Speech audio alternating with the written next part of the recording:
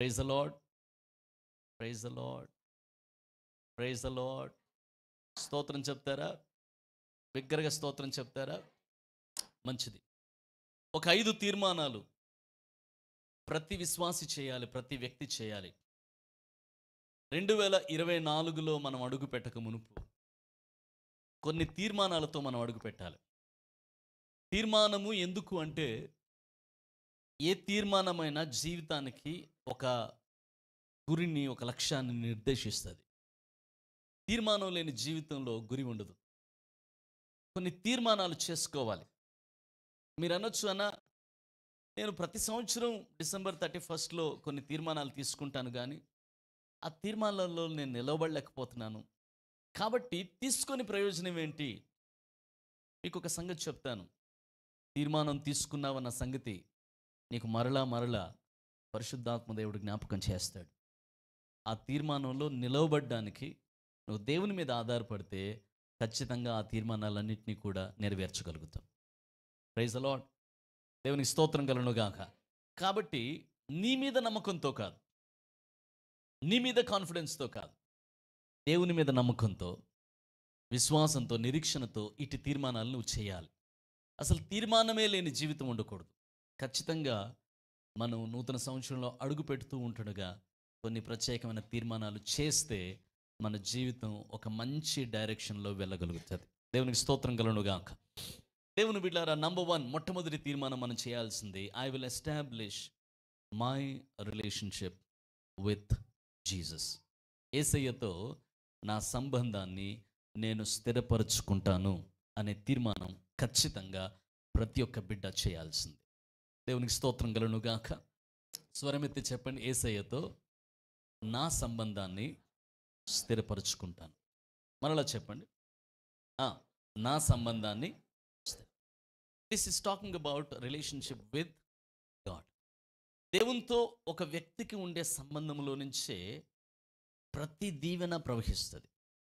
ఒక వ్యక్తి దేవునితో సరిగ్గా ఉంటే కుటుంబంతో సరిగ్గా ఉంటాడు. ఒక వ్యక్తి దేవునితో సరిగ్గా ఉంటే భవిష్యత్తు సరిగ్గా ఉంటుంది.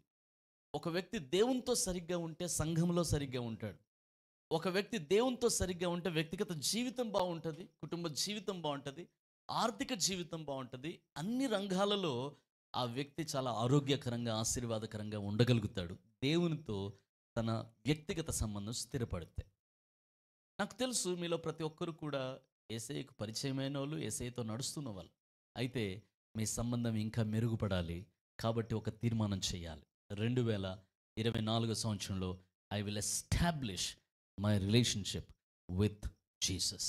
యేసయ్యతో నా సంబంధాన్ని స్థిరపరుచుకుంటాను. ఈ మాట అర్థమైందన్న వారు బిగ్గరగా ఆమేన్ చెప్తాం.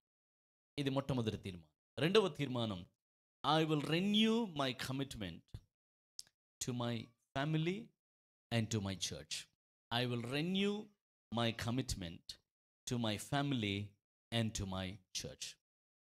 నా యొక్క సమర్పణని నా కుటుంబముతోనూ నా సంఘముతోనూ నూతనపరుచుకుంటాను. I will renew my commitment towards my family and towards my church. నా కుటుంబం పట్ల నాకు అంకిత భావం ఉండాలి, సమర్పణ ఉండాలి, కమిట్మెంట్ ఉండాలి. అలాగే నా సంఘం పట్ల నాకు కమిట్మెంట్ ఉండాలి. దాన్ని ప్రతి సంవత్సరం మనం రెన్యూ చేసుకోవాలి. దేవుని నామానికి ఒకసారి స్తోత్రం చెప్తాం, దగ్గరగా స్తోత్రం చెప్తాం. ఎలాంటి రెన్యూవల్ అంటే, మన కుటుంబాల్లో ఆ ఫ్రెష్ లవ్, తాజా ప్రేమ కనపడాలి. మన కుటుంబాల్లో ప్రేమ పలచబడిపోకూడదు. మన సంబంధ బాంధవ్యాల్లో అనురాగం, అనుబంధం, ఐక్యత, మన కుటుంబ సంబంధ బాంధవ్యాల్లో మనము కలిగి ఉండే ఆ కమిట్మెంట్ పలచబడిపోకూడదు, నిర్లక్ష్యం అయిపోకూడదు. నా భార్యనే కదా, నా పిల్లలే కదా, నా భర్తనే కదా, ఉంటాడు ఉండక సస్తాడా, నా భార్యనే కదా, ఉంటుందిలే, నేను ఎట్టున్నా ఉంటుందిలే. ఇట్లా కాదు. మన రిలేషన్షిప్ని, వారితో మనకున్న సంబంధ బాంధవ్యాల్ని రెన్యూ చేసుకోవాలి. మోర్ కమిటెడ్గా వారి పట్ల మనం ఉండాలి. ఈ మాట అర్థమైందన్న వారు ఒకసారి స్తోత్రం చెప్పండి. ఏమో కొన్ని హల్లెలూయాలు వినబడుతున్నాయి. దేవునికి స్తోత్రం కలుగును గాక. So take a decision that you will renew your commitment towards your family, also towards your church. నీ కుటుంబం పట్ల నువ్వు కమిట్మెంట్ని రెన్యూ చేసుకోవాలి. అలాగే సంఘం పట్ల నీ కమిట్మెంట్ని నువ్వు రెన్యూ చేసుకోవాలి, దాన్ని నూతనపరుచుకోవాలి. దేవుని నామానికి స్తోత్రం కలుగును గాక. దేవుడు అటువంటి కృప మనలో ప్రతి ఒక్కరికి అనుగ్రహించును గాక. దగ్గరగా ఆమె చెప్దాం. మూడవ తీర్మానం, I will be faithful towards my time, talents and treasures. I will be faithful towards my time, talents and treasures. అంటే నాకు దేవుడిచ్చిన సమయము పట్ల, నాకు దేవుడిచ్చిన తలాంతుల పట్ల, నాకు దేవుడిచ్చిన ధనము పట్ల నేను నమ్మకంగా ఉంటాను అనే తీర్మానం చేయాలి. Praise the lord. దేవుని నామానికి స్తోత్రం చెప్దాం. జస్ట్ మీరు ఈ తీర్మానాలు చేసి చూడండి, మీ లైఫ్ ఎలా చేంజ్ అయిపోతుందో. 2024లో ఎంత విక్టోరియస్గా జీవించగలుగుతారో మీరు చూస్తారు. ఈ తీర్మానాలు లేకనే మన జీవితం చిందరవందర అయిపోతుంది, అస్తవ్యస్తం అయిపోతుంది. If you are committed towards this, that commitment will shape up your life. నీ జీవితం ఒక ఆకారంలోనికి వస్తుంది, ఒక డెస్టినీలోకి వెళ్తావు, ఒక సరి అయిన మీనింగ్ఫుల్ లైఫ్, ఒక పర్పస్ఫుల్ లైఫ్లోనే నువ్వు జీవించగలుగుతావు. దేవునికి స్తోత్రం కలుగును గాక. So what is this commitment? I will be faithful towards my time.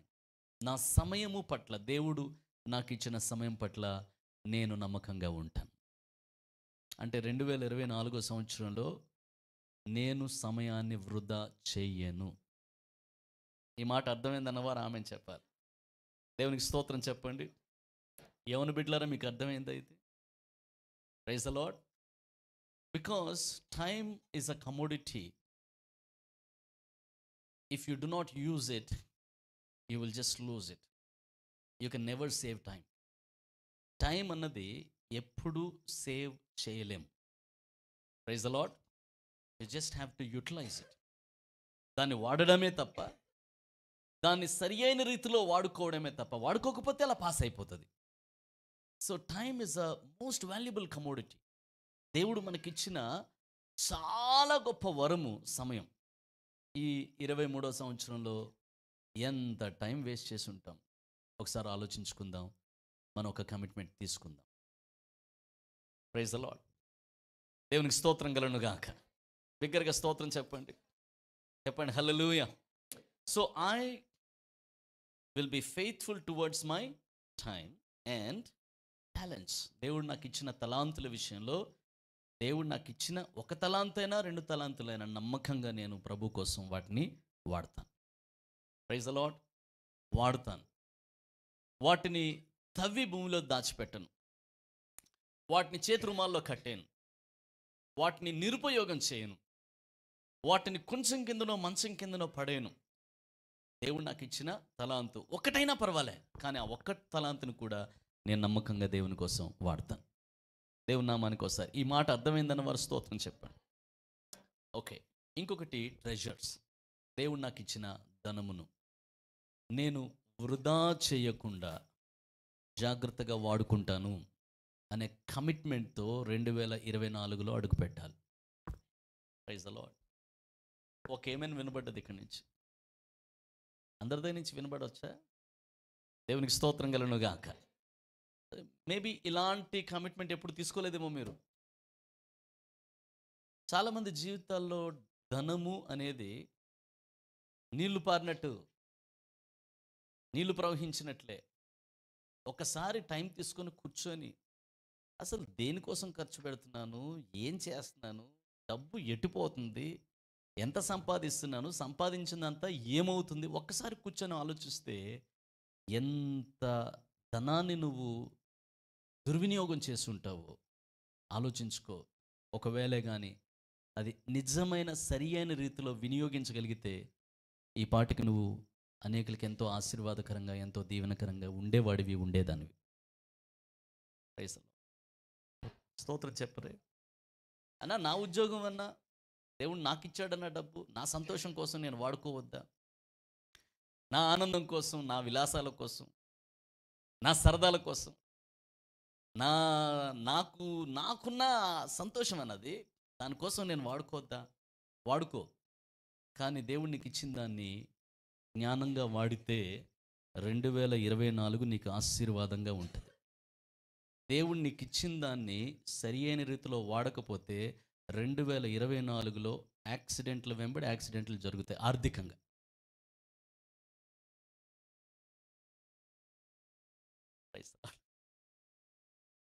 దేవునికి స్తోత్రం చెప్పండి, హల్లెలూయా.